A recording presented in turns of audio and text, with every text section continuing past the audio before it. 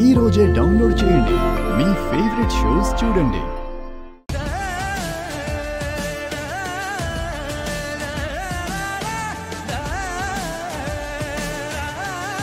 రేపు నా పెళ్లి 12 గంటలకి. ఫైనల్ రౌండ్ కాంపిటీషన్ కూడా 12 గంటలకి. ఇందులో నేను చేయడానికి ఏముంటుందమ్మా? మనకు డాన్స్ కాంపిటీషనే ముఖ్యం. రేపు నా పెళ్లి సంగతి ఏంటి నాన్న? అమ్మ ముఖ్యమా, మధ్యలో వచ్చిన మనిషి ముఖ్యమా అంటే ఏం చెప్తావు?